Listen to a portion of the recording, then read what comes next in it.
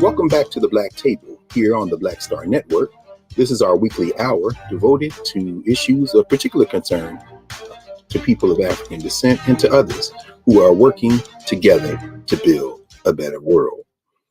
Recent events have deepened our understanding of just how fragile U.S. democracy is. As we know, on April the 6th, here in the United States of America, in the state of Tennessee, in my actually home city of Nashville, 3 legislators found themselves facing potential expulsion from the Tennessee state legislature.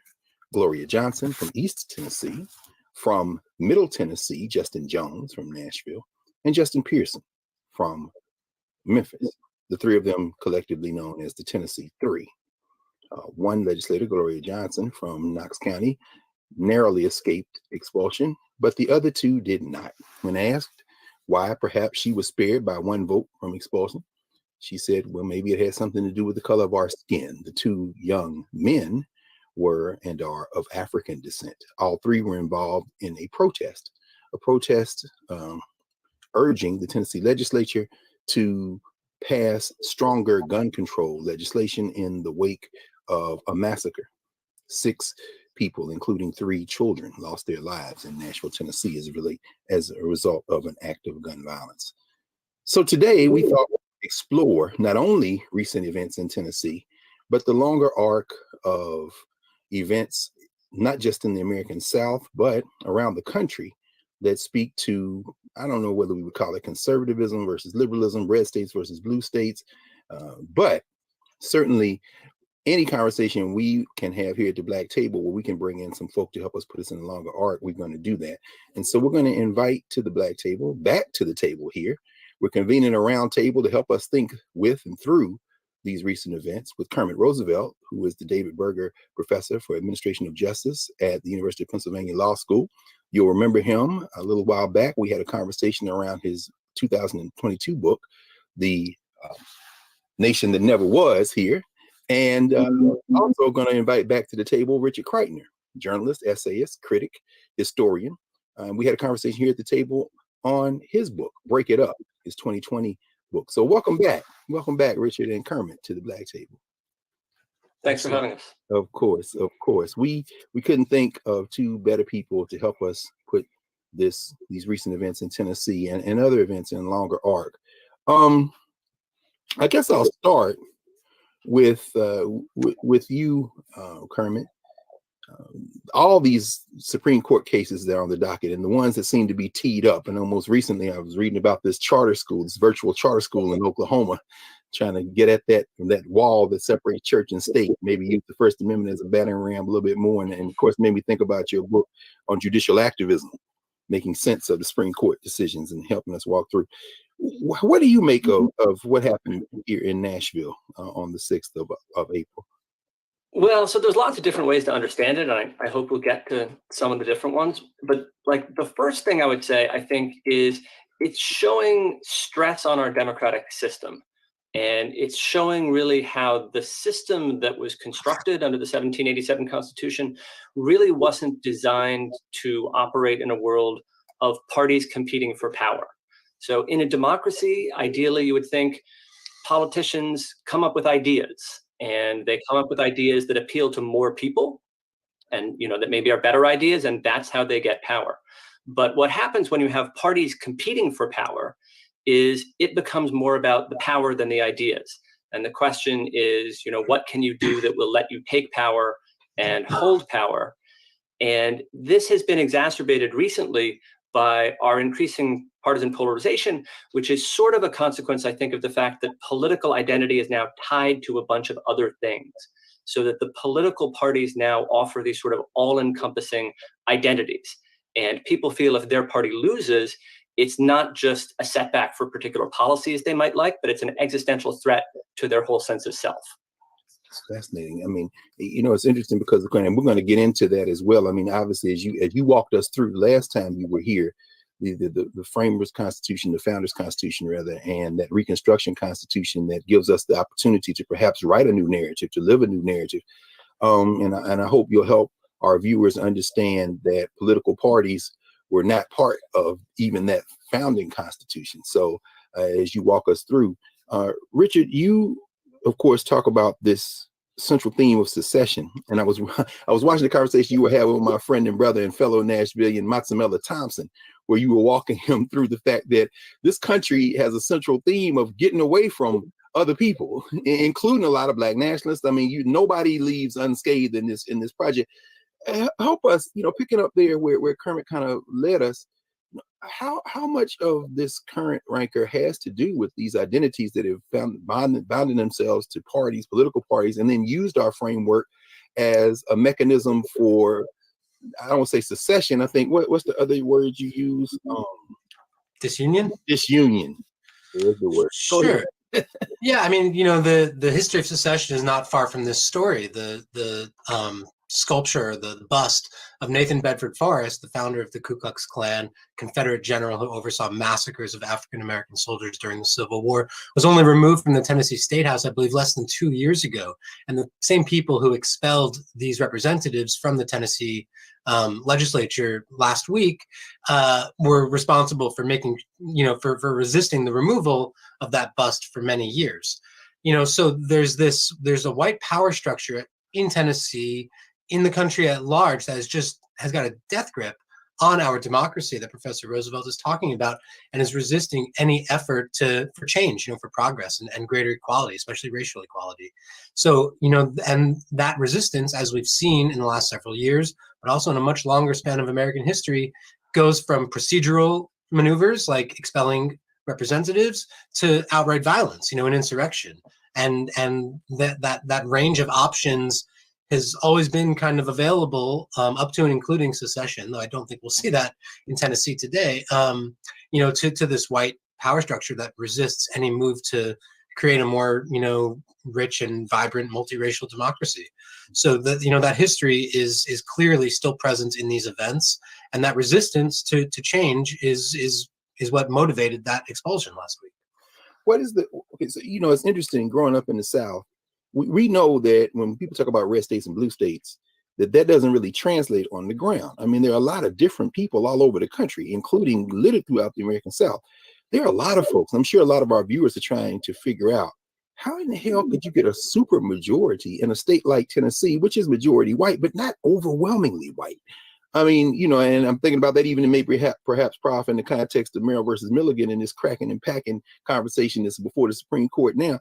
Could you help viewers understand how you could even end up with a quote unquote super majority in a state like Tennessee? Yeah, sure. So I was going to say, we talk about red states and blue states. Why do we talk about it? Because of the Electoral College. So it's an artifact of the way that our political system is structured, that we think about it in terms of states at the state level. You could think about it in terms of, congressional districts or districts for state representatives.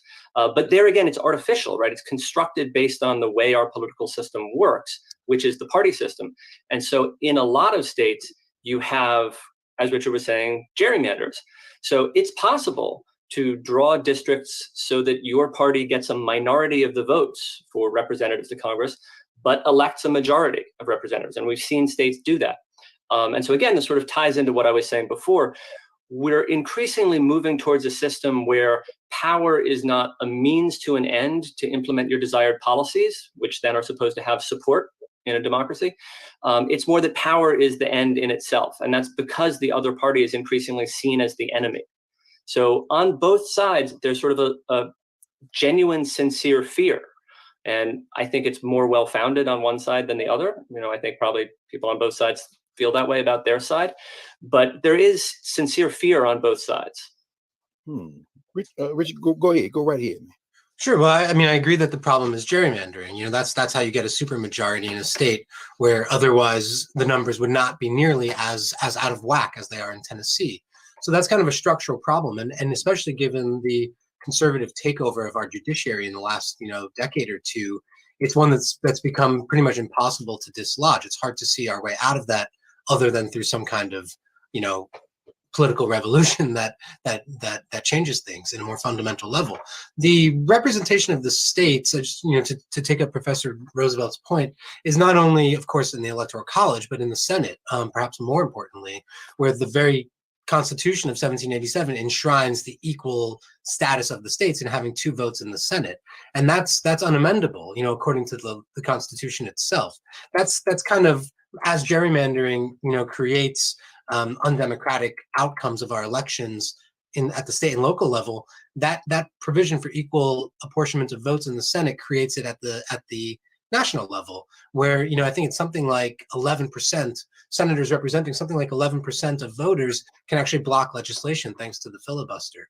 So I think that people who care about democracy need to be, yes, we should be outraged about these new developments of this kind of anti-democratic impulse that has really taken root on the right, but we also need to recognize the deep historical roots of that and the ways in which it kind of has infected our system right from the very beginning, and in ways that the founders themselves, like James Madison, who opposed that equal votes for each state in the Senate, predicted would eventually lead to some kind of collapse of our constitutional structure. And I think that might be what we're looking at in the years ahead. Oh, well, you know what? I think that's a good place to pause for a break and come back because we're going to look, where should our eyes turn to look for help? And when we come back, Professor Roosevelt, Kermit, I hope you'll maybe help us think about where we might look for some assistance as we try to organize to try to check some of this power mad lust between the 2 parties. So we'll be back here at the Black Table in a moment, here on the Black Star Network.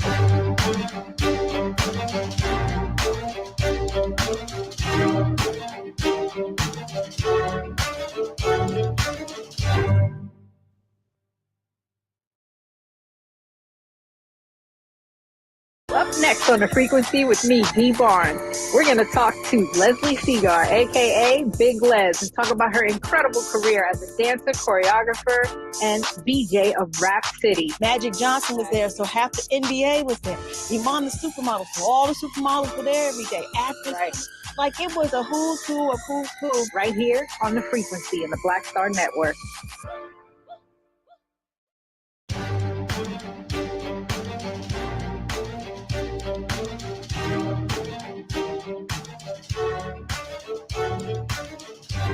Welcome back to the Black Table here on the Black Star Network. We're having a conversation today with returning guests, Kermit Roosevelt and Richard Kreitner, putting the recent events in the state of Tennessee and the Tennessee legislature in a longer historical arc and helping us think through what our options are as we continue to try to create a better society.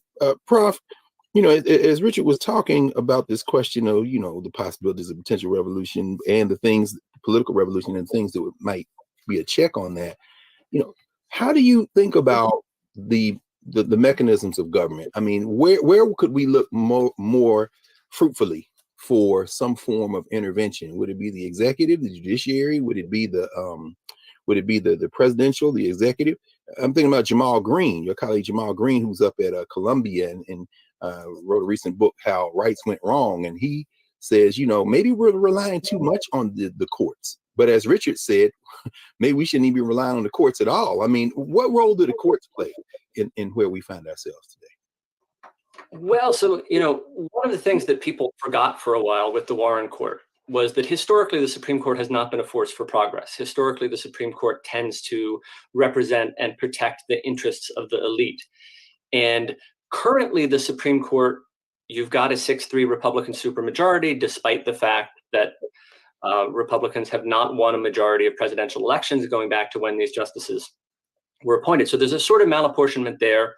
It's come about in part because of the malapportionment in the Senate, which favored the Republicans. It's come about in part because of strategic retirements and accidents of justices dying unexpectedly. One of the reforms that I'm most interested in, that I've really been working towards, is term limits for Supreme Court justices, which, if they were implemented, would eventually bring control of the Supreme Court back in line with the outcome of presidential elections. Now, even that doesn't get you the popular will, because, of course, the Electoral College allows people to win the presidency while losing the popular vote. So I think reforming the Electoral College would also be a good idea. There's an idea out there, the National Popular Vote Compact, which effectively does an end run around the Electoral College without amending the Constitution. So there are a lot of things that can be done. The question really, and it's a hard one, I think, is where do you start? Sort of what levers of democracy are still within our reach? Which ones haven't been taken away yet? Because that's what they're trying to do. They're trying to stop a majority of people from actually being able to control the country. Yeah, it's interesting as you said, power just to pursue power for the pursuit of power being its own end. I know we all saw in Mississippi recently, Cindy Hyde objected to the appointment of a black judge that the Republican governor had endorsed and the Republican establishment had endorsed in Mississippi. I think it's Scott Cullum for the Northern District level judge. And there was no good reason. She cited his defense of transgender rights. And I mean, so, and I know, you served on obviously the presidential commission, as we talked about last time, looking at the judiciary and these possible remedies. In a situation where, as you said, it's really an arbitrariness. This wasn't even party politics. This was just like, what are you doing? All the Republican leadership in your state endorsed this judge, and then you turn around and say, no, I'm just gonna. And of course, threatening the blue slips, challenges to federal judges. What? Like I say, if the challenge is where to start, where would you recommend folk who are reading this saying this is just hopeless, this is just arbitrary, and there's nothing we can do? Where are some of the places you might recommend we start to try to move toward pushing politicians to be able to enact some of these I hate to call them reforms, changes, we might say, in policy? Well, I think the easiest place to start is the lowest level. So you can start at the city level, you can start at the county level, and obviously, like, cities are a better environment, generally speaking, for progressive politics. So in terms of what the cities can do, within their states, I think starting at the lower level is probably the easiest way to do it. That's good. That's good to know, because Richard, it makes me think about the fact that in the state of Tennessee, for example, Nashville is, relatively speaking, a progressive city. And we know, of course, that the legislature has intervened to break up the congressional district. They're threatening to shrink the city council. Apparently, the Republican Party leadership called the city of Memphis city council, the mayor, who's been kind of quiet over the last few days since they reappointed Pearson the other day, and threatened their funding for municipal projects. What do you think about what Kermit raises? Well, I mean, regarding the fight between somehow the Republican Party and the conservative movement is always defending local rights and local prerogatives, except in the case where they have control of the larger entity and the smaller entity is either a blue state under the Trump administration or a blue city underneath a red governor in a red state, so-called. So there's this wanton hypocrisy across the board of supporting local autonomy when it suits you and supporting big state or big federal power when that's in your interests. I get a lot of interview requests about this movement in Eastern Oregon to secede from Oregon and join Idaho, a more amenable, conservative country for those people who live out in Eastern Oregon. You never hear anybody in the Republican Party, needless to say, raising support for Nashville's secession from Tennessee, because it's so important that people in Nashville, especially people of color, have self-determination. I think as the professor was saying at the very beginning, this divide between power and ideas, the ideas have become so hollowed out and so watered down and totally ignored when it suits their interests that all you are left with is this kind of thirst for power and this willingness to embrace any ideology of any kind so long as it suits your purposes. I think we're seeing something similar with Ron DeSantis in Florida, where you support corporate rights and the free market, except when they oppose you on some kind of social issue. And I just think it's important, as for where to start, I hardly know.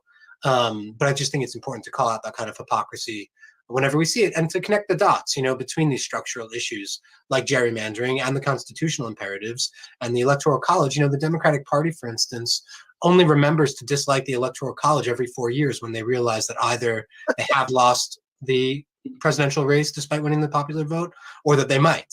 And then there's about a week where people say, hey, yeah, we should do something about that. And then they completely forget about it, after, say, Biden wins the election.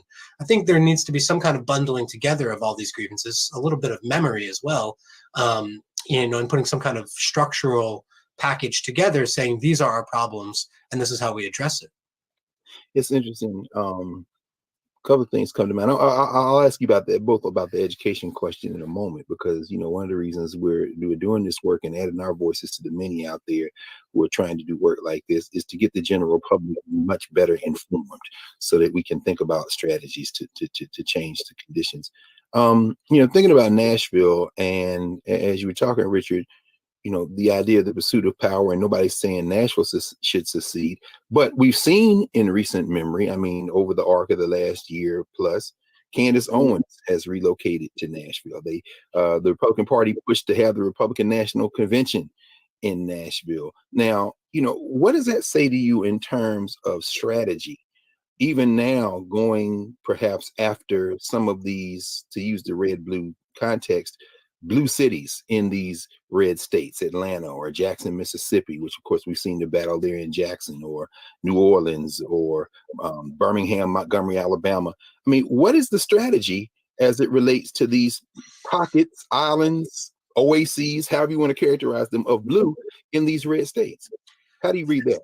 As far as I can tell, it's the desire to harness these large numbers of people, which give you power in Congress, numbers of people, the very large and growing and diverse cities in Texas, and yet to disempower them and prevent their voices from being heard. In that sense, it's a continuation of something like the 3/5 compromise in the Constitution, which tried, again, to harness large numbers of people who were enslaved and yet use those numbers for representation of their masters, of their purported owners, and I think I feel like that's kind of an inflammatory comparison, but I think there's a similar kind of drive there to get as much power as you can in the name of people whom you supposedly represent, but whom you don't really represent whatsoever.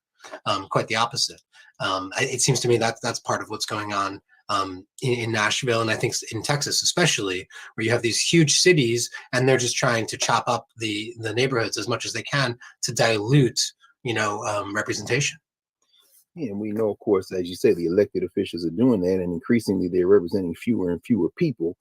Currently, you've written about this. Obviously, the impact of not having everybody involved in the political process engaged fully. And we heard Richard mention, of course, Andrew DeSantis, and it made me think about all of these attempts to disenfranchise folks. Tennessee, for example, has perhaps the strictest laws preventing reinstatement of voting rights for those who have been incarcerated. What about this campaign to shrink the electorate How do you read that in the context of what we're seeing going on there?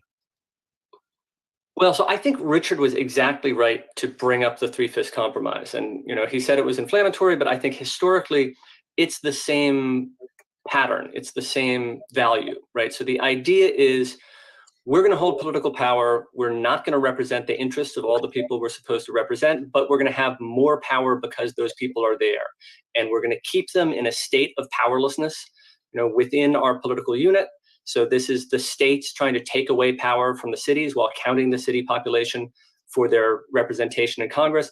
And what is that historically? That is the Three-Fifths Compromise, where the southern states say we get more representatives because we have more people, even though obviously they're not representing the interests of those people. And all of this, like concentration of power in the hands of a smaller number of people who don't represent the interests of the majority, all of this is, sort of a slightly quieter replay of the pre-Civil War American political system. That's man. I mean, it paints a bleak kind of landscape, but it also, I don't know if it's strange in that there almost seems like there's a hope somewhere in the seed of that ultimately this will be pushed to the point where we have to respond out of our common humanity. It almost feels like the blues a little bit. Because, when Marcella's brother Brandon said, when I hear the blues, I don't get sad, I get happy. It's like, there's something in there. I think we're going to get at it a little bit more in the second half of our conversation. We'll be back in a moment. We're going to take a break. And when we come back with Kermit Washington and Richard Crichton, we're going to continue to pursue the meaning of what you've seen recently in Tennessee, from all sides and all angles, back here at the Black Table.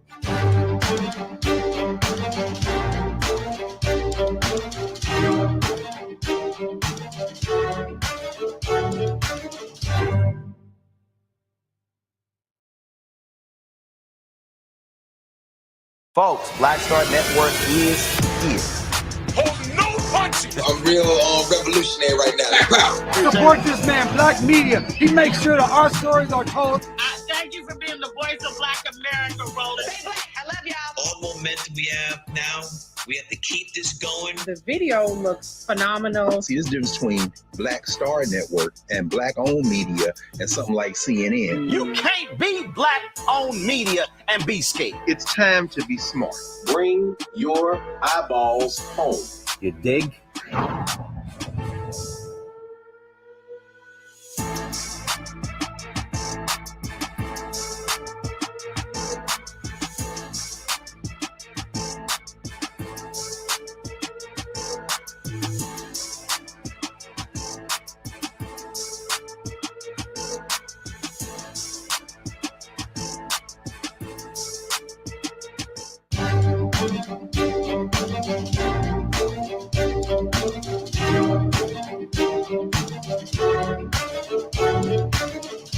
Welcome back to the Black Table here on the Black Star Network.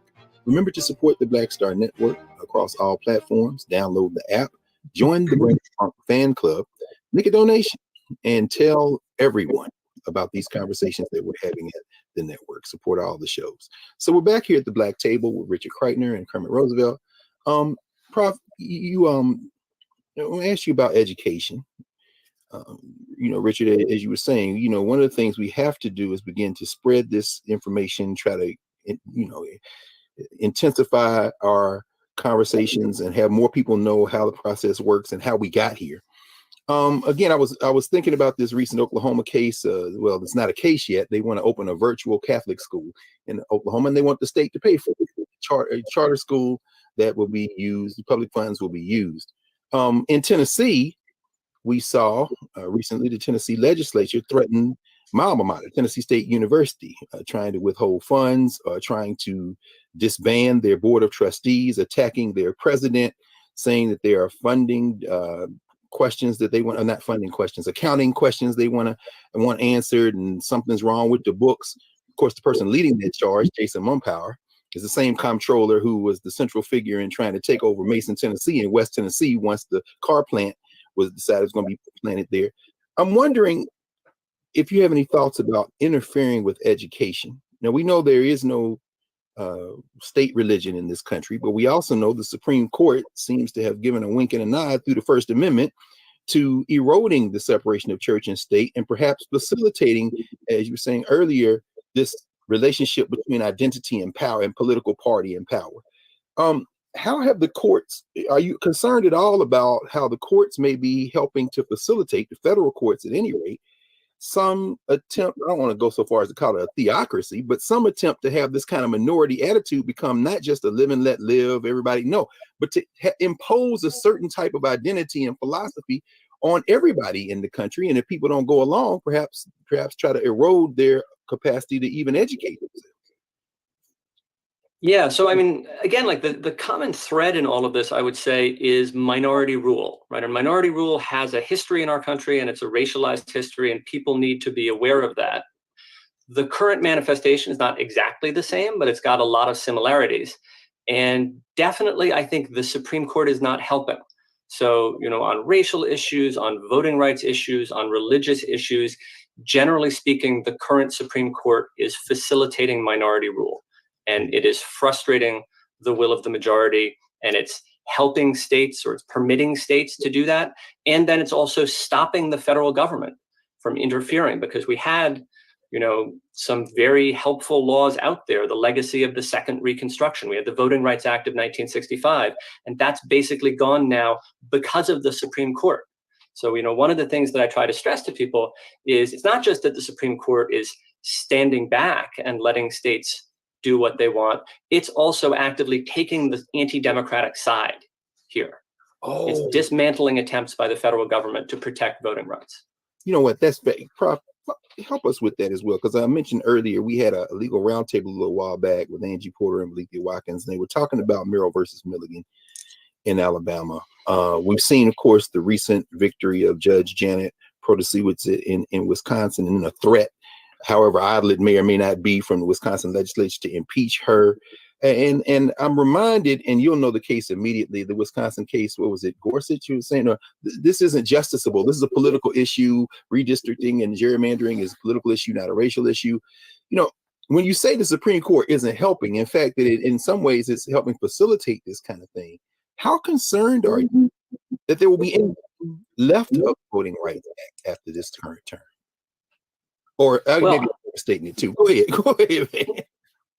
Yeah, I mean, I would say there's not much left of the Voting Rights Act. And, the thing we need to worry about is like the next step down that road, actually, which is the independent state legislature doctrine. So the question is whether the Supreme Court is actually going to do what some Republican activists want, which is sort of hand over control of the state's electoral votes to these gerrymandered legislatures. Because, the Constitution, and this is a fact, it's part of our anti-democratic Constitution. The Constitution says states shall appoint electors in such manner as the legislature shall direct. And if you read that very expansively, you could say if the legislature decides the popular vote didn't come out right, or they have no confidence in the way the election was conducted, they can just certify their own electors. And if you do that, then all of these battleground purple states, places like North Carolina or Wisconsin, suddenly switch red because their legislatures are gerrymandered and they're controlled by the minority. That's a big threat that people are worried about. No question. I'm glad you said that, because Professors Watkins and Porter talked about Moore versus Harper. Are you concerned at all that they are actually going to endorse? I mean, obviously we saw Alito gesture toward it even during the election of 2020. I mean, do you think they have the numbers? Well, they have the numbers, certainly the conservative supermajority, but are you at all concerned that the independent state legislature doctrine is about to become law in this country? Well, I would still bet against it. It seems crazy. There are very distinguished originalist scholars filing briefs at the Supreme Court saying this is nonsense as a matter of original understanding. So I hope not. But, I got to say the past 20 years or so, all the way back to Bush v. Gore, I have consistently thought, no, the Supreme Court can't possibly do this terrible thing. And then they've gone ahead and done it. Absolutely. Well, one of the reasons we wanted to have the two of you all on together is because Richard, you every page and break it up is like, this is what they do. So I mean, to have the both of you, I'm kind of like you, Prof. No, they couldn't. But then, Richard's like, what are you talking about? This would be a precedent. The only precedent would be if they didn't do it this way. So what do you think, Richard? I mean, can this go so far beyond the pale that more reasonable voices, whether it be, I know the case now in Texas where the district judge blocked the availability of the abortion medicine, and all the pharmaceutical companies, even the ones that don't produce the medicine, are like, no, if they do this, that means they can ban any drug through the FDA. What do you think? Can they go too far, Richard? I think they certainly can. I share Professor Roosevelt's, observation that you think that they're not going to go that far, and then they absolutely do. I think it's a very sobering kind of reminder of how close we are really to the brink of a true kind of autocratic government in this country. And the whole question that I ask in the book and don't quite answer because I'm tentative about it is what do we do then? What is the option when you run out of options? And in American history, there's one, which is separation of some kind. I mean, I'd be curious, having the two of us together. I know Professor Roosevelt's story about the Revolutionary era Constitution and then the Constitution of the Civil War. And we were talking before we came on about this article I wrote about the Constitution and abolition in the Civil War, where you at some point you have to look at the fact that the closest we've ever got to true equality in this country came after a civil war, and what does that say about the hope that you were talking about earlier, Professor Carr? What hope can we have in this country short of some kind of radical break with the existing constitutional structure? And what does that break look like, and how bad does it get? Prof, jump in, please. That last chapter of yours, that new narrative, man, is a compelling vision for the country. You said you almost named your book. What was it? America, Let America Be America Again, from Langston Hughes. Yeah. Go ahead. Yeah. What you think, Prof, in terms of what Richard laid out? Well, so it's true. Like there's a debate about the founders' constitution and the 1787 Constitution. Was it pro-slavery? Was it anti-slavery? Did it contain the seeds for the end of slavery? And people spend a lot of time talking about anti-slavery interpretations of the Constitution in the years before the Civil War. And all of that's true. There was anti-slavery constitutionalism. But the controlling opinion in 1858 about what the Constitution meant was Dred Scott. It was this virulently pro-slavery interpretation of the Constitution, brought about because you had pro-slavery justices appointed by pro-slavery presidents, elected because of the Three-Fifths Compromise. And the thing that ended slavery, of course, was the Civil War and military occupation of the South and dissolution of the Southern governments and amendments imposed basically by military force. So like when we talk about minority rule and the Three-Fifths Compromise, we've seen this historically. We sort of got past it. We took away the Three-Fifths Compromise, but we did it because of a war. And we do have to understand that. Now, there's things I'd like to try before war, because I think there's a great idea out there that really is responsive to the problem. So I'd like to talk about that in a second, like maybe the next time. Well, we'll tease us right now, and then we'll go to break. We'll come back with that because we're going to spend this fourth block kind of helping us walk it out. What's on your mind, Prof? What do you think might be a better, obviously not fighting. Okay, so I'm going to give you just like the short pitch before we go into the break. So the problem I've been saying is minority rule. Like we've got a small group of extremists in control. Well, where does that happen the most, and why does it sort of translate into the national level? It happens the most in party primaries, because not a lot of people vote in party primaries, and they tend to be the extreme people. So couple the party primary system with a system we have where most districts are safe. Most congressional districts are not really contested. They're safe for one party or the other. And you reliably have extremists, and not just on one side, extremists from both sides being appointed. And then extremists end up in control of the party. And extremists end up driving the national conversation. And that's part of the problem. So minority rule is part of the problem. Extremists is part of the problem. You could think of primary voters as the extreme minority that's exerting an outsized influence over our politics. And the question is, how do you give power back to the majority? You know what? It's a good place to pause. Good cliffhanger. No question. No question. We're going to take a quick break. When we come back, Professor Kermit Roosevelt is going to give us the key to how we get out of this mess. And then Richard Kreitner is going to give his thoughts on how we do that. And we will have solved everything by the end of this hour here on the Black Table. So we'll be back in a moment here on the Black Star.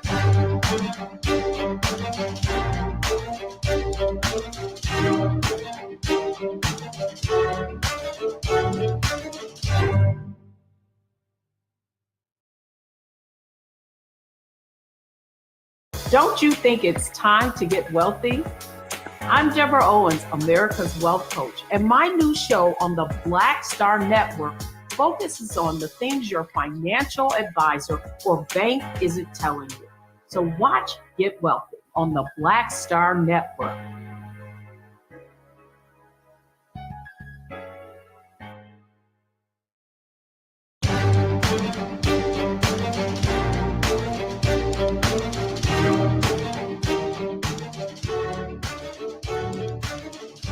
Welcome back to the Black Table here on the Black Star Network. I'm your regular host, Greg Carr, joined today by Rick Kreitner and Kermit Roosevelt. We're having a conversation about recent events in Tennessee and what it tells us about race in this country, and more importantly, how we build a better society and some very practical steps to doing that. So, Prof, where we left off, you were talking about these non-contested seats and the primaries and how the primary seems to be the source of the problem. You know better than I do. You know, the history, of course, of the war that was waged, the legal war that was waged in the 20s, 30s, 40s, and 50s, Nixon versus Carr, and of course, Dr. Gamillion down there in Tuskegee, Alabama, the whole fight to break into the Democratic Party because the white primary was the problem. So how do you break this primary business up, bro? Well, so you have to change the system. And the answer is something called Final Five voting, which I just learned about recently. Look it up online. And I learned about this. I was like, it can't be that easy. You know, it can't be that one relatively minor change is going to fix all of these problems, but it kind of does. So it's really amazing. What you do is you have an open primary. So parties can endorse people if they want, whatever, but you've got an open primary. The top 5 finishers go on to the general election. So easily you can have one Democrat, one Republican. You can have people from other parties. You're not excluding any parties. It's actually more inclusive. And then in the general election, you have ranked choice voting with instant runoffs. So you don't just say your top pick, you take these 5 people, you rank them 1 through 5. And then after the first round of voting, the person who's in last place is eliminated. And all of the people who voted for that person as their first choice, you go down to their second choice, and then you count those votes. So what this ends up with is someone gets a majority, and you know where those votes came from. And you've got a candidate who actually appeals to a majority of the voters, and you let third parties in there, and people can vote for the third parties and indicate their support for them without throwing away their vote. So you don't need to worry about picking the lesser of two evils. You can pick the person you really like. And in the end, what this does is, like I was saying, it takes power away from the small number of extremists who control the primaries, and it gives it to the larger number of people who should be determining the general election, but don't because they've got no one to vote for. It makes so much sense that it's, I mean, you know what it reminds me of, Prof, your colleague, albeit ancestral colleague, there in West Philly, the great Lonnie Guinier. I think I remember her talking about possibilities of ranked choice voting and, like you said, nonpartisan primaries. And one of the things they attacked her for, and you know, the Clintons backed up off of her appointment in the Justice Department back in the day. Richard, what do you think about that? I like it a lot. I mean, it combines 2 reforms that I've long thought make a lot of sense, which is open primaries and ranked choice voting. It makes a lot of sense, and you would kind of guarantee that whoever won has the most broad-based support, has indeed true majoritarian support, not merely support of a plurality of voters, which is how most politicians are elected. I would maybe combine that with, I think compulsory voting is also kind of a good idea. But you know, America has such a broken political culture and a worship of the Constitution that has prevented us from enacting any kind of sensible, you know, reforms in the past. Not any, but very few. That I somewhat despair, and not to commit too much to despair because one wants hope, but I somewhat despair of America being mature enough to embrace and see the merits of such a proposal. But it sounds pretty good to me. Yeah, I've long kind of supported the idea of a constitutional convention. It's hard to see something like that passing in any other context. But I think that sounds pretty good. And I'd love to read more about that. And we've seen it, haven't we, at the local level? Like you say, as you were saying, start locally. What you think? You nod your head. Give us a couple of examples of how this has worked out, if you got some. Yeah, well, so this is not my idea. I'm not the expert on it. Like Final Five voting, look it up. You'll find the resources online. But they've tried it. They've tried it in some places. They tried it in Alaska. I think they've been trying it in Maine, and it works. And people understand the idea when you explain it to them, and people like it too, because one thing that Americans do believe in is democracy. People don't like the idea that a small minority of extremists is driving policy in this country. And if it turns out that sort of supports their views and you bring a partisan element into it, then it gets harder. But fundamentally, most Americans do like the idea that popular support and getting the most votes and having the most people, behind you is what determines who gets to lead the country. Interesting. So, I mean, a couple of things come to mind. Certainly, we know in the wake of the Dobbs decision, that's a centerpiece that is maybe peeling away some of the folks who might naturally vote closer to the right. They're saying, yeah, but we should leave people alone. We certainly saw it in Judge Protasiewicz's her election in Wisconsin. But how do we then approach the protection of minority rights in this country? I mean, North Dakota passed legislation now, adding, I think, 19 states now going after transgender students or transgender folk participating in high school and elementary school athletics. How do we guarantee the protection of the minority in a society where, that has been at the root of part of American identity too, particularly when we start talking about race and gender? Either one of y'all.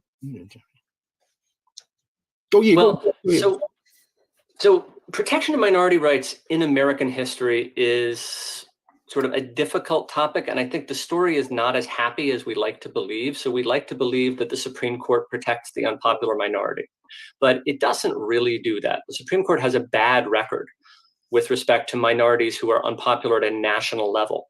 Where the Supreme Court looks good, and again, this is basically a relatively brief historical moment with the Warren Court, but where the Supreme Court looks good is protecting minorities who are accepted at a national level and sort of enforcing the national consensus against outlier states. So you've got some states or you've got some localities where prejudiced attitudes persist, even though they've been rejected by the national majority or the elite consensus. And then the Supreme Court will enforce that elite popular opinion, which maybe is 10 years ahead of the rest of the country or something, if you look historically at the way identity-based movements for equality have worked. But the Supreme Court will enforce the views of a national majority against outlier states. It's pretty good at doing that. If you want to try to really protect unpopular minorities, it's very hard. Like the way you do that really is through grassroots organization and social movements that change people's minds. The courts and the government are not very good tools for it. Man, as you talking, think about unpopular minorities, or at least maybe forgotten minorities too. This case on the docket now that's been argued, the Brackeen case versus Holland and Deb Haaland, the Secretary of the Interior, that Texas case, trying to kick the teeth out of the Indian Child Welfare Act. And, just listening to the oral argument, Samuel Alito says, as they were saying, out his mouth, well, they were fighting each other before the Europeans came. Talking about the Native Americans. I mean, the whole idea that there are unpopular minorities, so to speak, and that, guaranteeing minority rights begins with their rights, as Dr. King and others might say.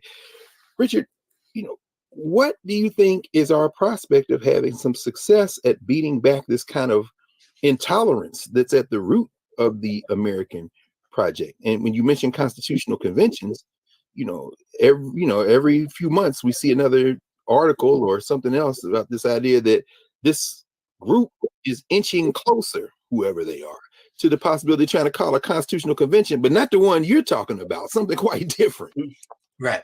I mean, I think this all connects back to what we were talking about earlier with education.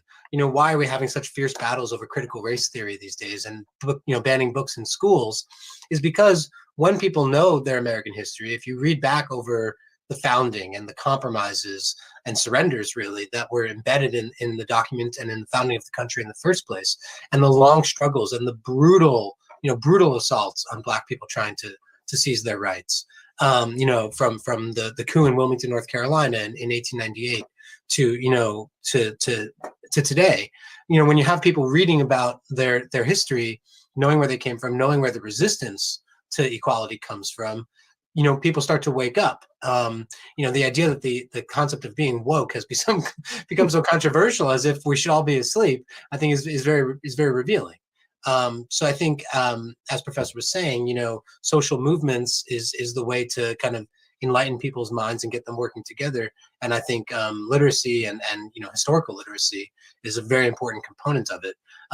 As for the right-wing constitutional convention push, I've kind of long advocated for the left to embrace it and have some kind of open dialogue at a convention about these structural problems in our constitutional system, about the possible solutions like this form of voting that might quiet the temperature and kind of get us past this era where it seems like the country is just completely ungovernable. It reminds me of 1786, the year before the Constitutional Convention, where there's this huge pile of crises in the country and divides and near civil war. And the Constitution of the United States at the time, the Articles of Confederation, was completely unamendable. That's kind of the moment that it seems like we're in today. And I think that if we really do believe in self-government, then we need to be willing to take a look at the foundational charter and figure out what's working and what kind of mechanisms need to be introduced today to reclaim that idea of democracy. That I haven't heard anybody articulate that. So embrace the push for the Constitutional Convention and have the fight there. I mean, and what do you think, Prof, of that? It could get us closer to you having a debate, at least. I don't know. Have the fight, right? Have the fight is something that I really agree with.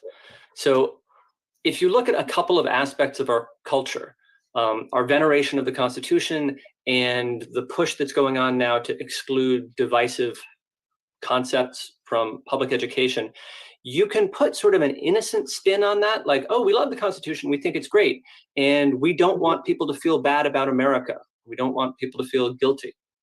But I've come to believe that there's, a sinister aspect, and I guess this is probably obvious to a lot of people, but I think there's a sinister aspect to that too, which is it's trying to defend the status quo by telling people everything is okay, right? There's nothing to worry about. And you see this explicitly in some of those public education bills where they're like, teachers must say Americans have always fought racism and inequality, and that's sort of a deviant thing that America naturally resists. Because the point of that is to make people complacent and think you don't have to do anything. America naturally progresses towards justice. But I think if you look at our history, that's what we see is not true, because compromises tend to favor inequality, and conflict is when the forces of equality actually prevail.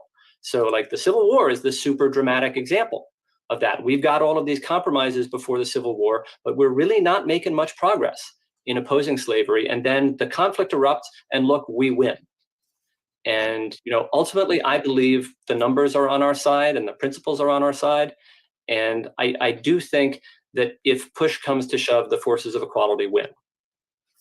That would be the acid test. I tell you, listen, first of all, thank you all for taking a few minutes out of both of your busy schedules to join us again here at the table. And I think this last block, all right, viewers, y'all need to spread this. We might need to chop that out and put this last 10 minutes up for people to talk about. I think you may have broken some news. That will be a hell of a fight. And I got to believe that, yes, those of us who know and understand our shared humanity, I think we do have the numbers to win that fight. That's a hell of a proposition. All right, Richard. So I expect both of you all will be at the convention. I'll meet y'all there. So, thanks again, Professor Kermit Roosevelt and Mr. Richard Kreitner. You all really do us a great service. So thanks for joining us again here on the Black Star Network. Thanks, Dr. Carr. Of course. We'll be back in a moment to clear the table and get ready for next week here at the Black Table.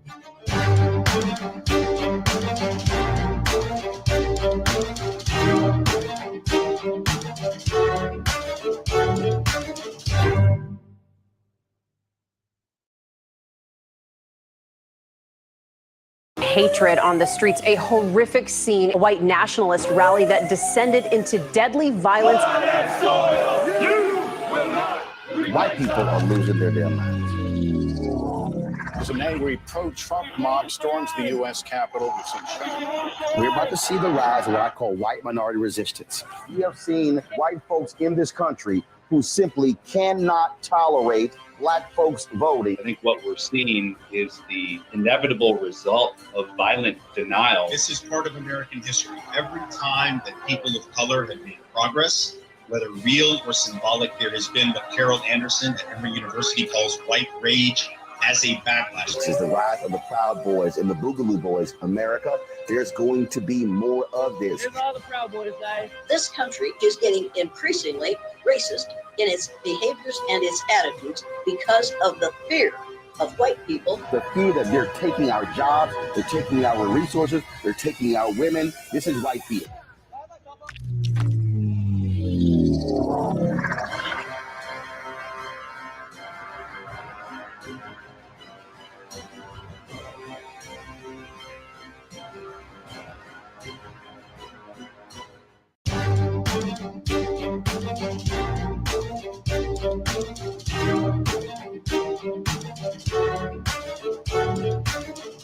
Welcome back to the Black Table here on the Black Star Network. I'm your regular host, Greg Carr. We spent the last hour with Richard Kreitner and Kermit Roosevelt putting the recent events in the state of Tennessee and the Tennessee State Legislature in a much broader arc of American history. And we closed out there with quite a bang. Everybody watching, you know you have to get involved if you want to have a different society. And we just were introduced to the possibility of a path that might just be the way to go. Let's think about that. I'll close here and clear the table by reminding us that the two Justins, the two of the Tennessee Three, were not, Justin Jones of Nashville and Justin Pearson of Memphis, were not the first two black legislators to face being put out of a state legislature in the United States of America. Two names come most immediately to mind. One, of course, is the great Henry McNeil Turner. In 1868, he was not allowed to take his seat in the Georgia State Legislature, the Reconstruction Legislature there in Atlanta. And he gave a very famous speech that my friend and brother Andre Johnson out of Memphis, University of Memphis, has provided easy access to with his work on the speeches of Henry Turner, who said, God himself would not come and send an angel out of heaven to come down here and pass judgment on me. Why would I let you all who are trying to expel me from this legislature pass judgment? He stood, and that, of course, was during Reconstruction. Henry Turner, who helped start the Georgia Equal Rights League with the grandfather of Martin Luther King. And the other name that comes to mind is a native Nashvilleian, actually. A man born in Nashville, came from several generations of freedom fighters in this country. And that, of course, was the great Julian Bond. When the Student Nonviolent Coordinating Committee came out against the Vietnam War in the mid-1960s, Julian Bond ran for office in a newly created state legislative district coming out of Atlanta. And when he won his seat in 1965, they refused to seat him in the Georgia legislature because they said he supported the anti-Vietnam stance of SNCC. And he said, indeed, he did. And Julian Bond went to court. And his case, the famous case of Bond versus Floyd, made it all the way to the Supreme Court. And in 1966, the Supreme Court said you have a First Amendment right to express yourself, and they cannot deny you from taking your seat. And after winning a special election and then winning another election, Julian Bond finally achieved his seat in the Georgia State Legislature. What we've heard today from Kermit Roosevelt and Richard Kreitner is not only a compendium of the challenges we face here in the United States of America to creating a different type of society, but ways that we have shown that we have the ability, if we have the will, to forge solutions to creating a better society. So we'll see you next week here at the Black Table. And thank you for joining us this week. Again, support the Black Star Network. Tell your friends, download the app, join the Bring the Funk Fan Club, donate, support us in all ways and all the shows. And we'll see you next week.